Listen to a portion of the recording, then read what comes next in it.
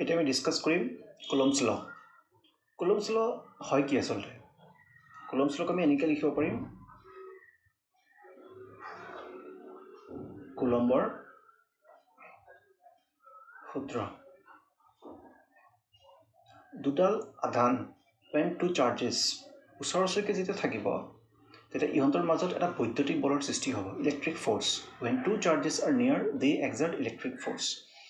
কিমান বলেদি আকৰ্ষণ কৰিলে বা বিকৰ্ষণ কৰিলে দুডাল আধানে যিটো সূত্ৰই আমাৰ এই বলটো নিৰ্ণয় কৰিবলৈ সহায় কৰিব সেই সূত্ৰটো কুলম্বৰ সূত্ৰ কুলম্বছ ল বুলি কোৱা হয় যেনেকৈ এইটো এটা আধান আছে q1 তাৰ ওচৰত আৰু এটা আধান ৰখা হ'ল q2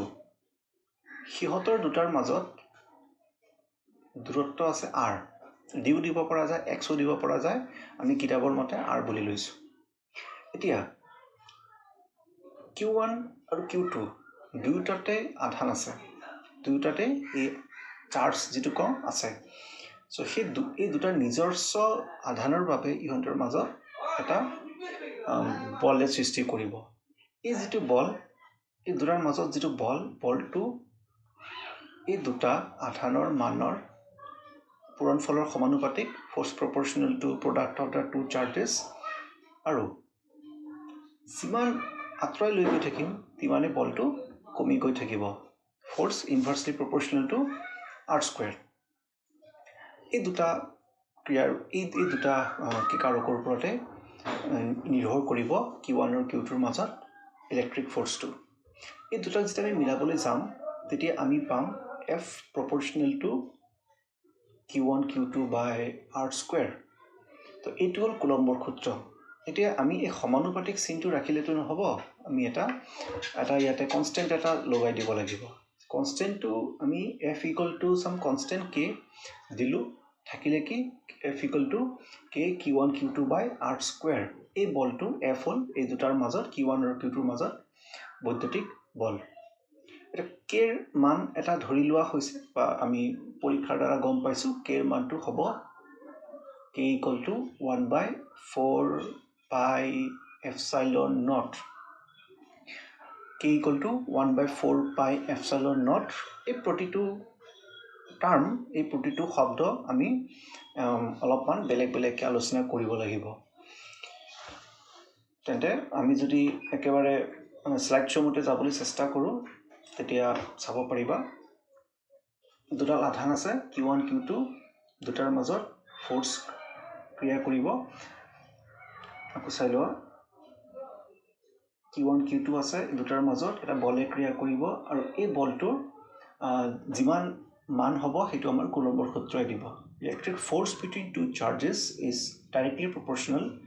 to product of their charges and inversely proportional to the square of the distance between them যেনেকৈ মই কৈছিলো f proportional to q1 into q2 f proportional to 1 by r square দুটা মিলালে হ'ব f equal to k q1 q2 by r square এতিয়া k2 মানটো 1 by 4 pi epsilon naught বহুৱালে আমি শেষত পাই যাম f equal to 1 by 4 pi epsilon naught q1 q2 by r square আৰু এই যেটো এক্সপ্ৰেছন ইয়াকে আমি কুলম্বৰ সূত্ৰ বুলি জানিম k ৰ এটা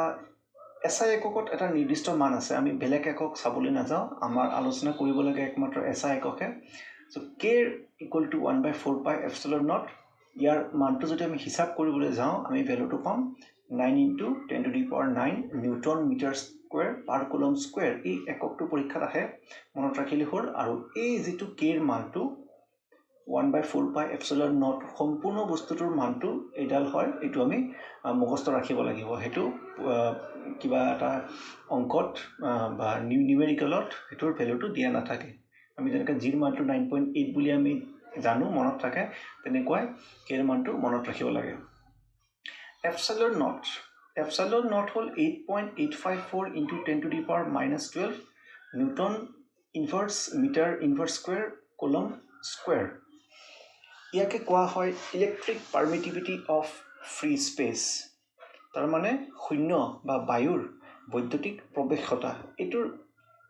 ডিটেইলছ আমি ইয়াতে ডিছকাছ কৰিলে নহ'ব। ইয়াৰ পিছত আৰু কিছুমান টাৰ্ম আছে, বৈদ্যুতিক ক্ষেত্ৰ, বৈদ্যুতিক বল ৰেখা, সেইবোৰ যেতিয়া আলোচনা কৰিম তেতিয়া আমি এপচাইলন নটটো এই ভেলুটো সম্পূৰ্ণকৈ বুজিব পাৰিম। এটা বস্তু মনত ৰাখি ল'ল, মই যে এপচাইলন নট কৈ আছোঁ, এইটো কি বস্তু হয়? এপচাইলন এটা গ্ৰীক লেটাৰ, ইয়াক আমি